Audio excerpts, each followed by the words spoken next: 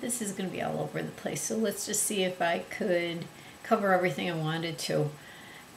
At work tonight, I stayed because there was a screening of a movie called We Were Here, which was about the gay community in San Francisco back in the late 70s, early 80s, when AIDS, HIV was infecting so many and killing so many so quickly,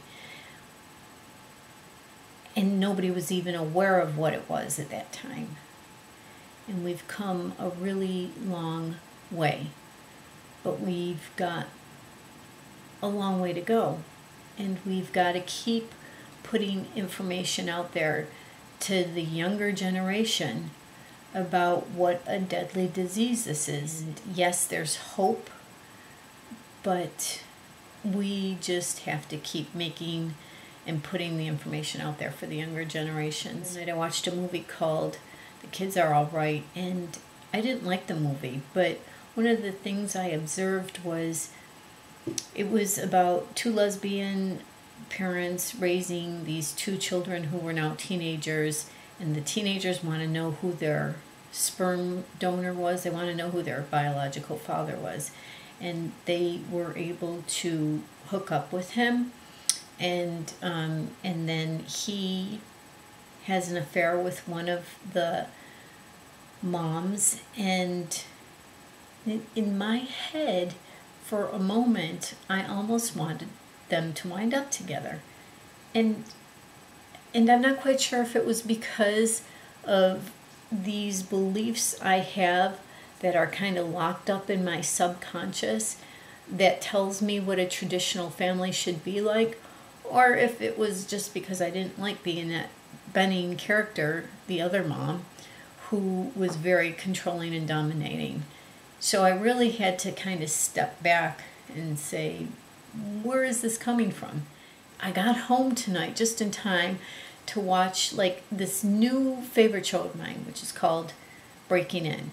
And you know, I've always had a little bit of a tiny crush on Christian Slater, and I'm really enjoying him in this show. You know, like when people think of Interview with a Vampire, people think of like Brad Pitt or Tom Cruise. But I think of the journalist, Christian Slater.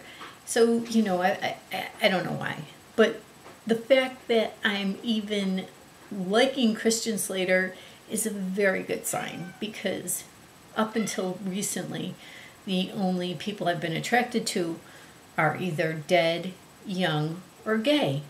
So considering the fact that he's almost my age, and he's heterosexual, and he's very much alive, I say I'm going in the right direction.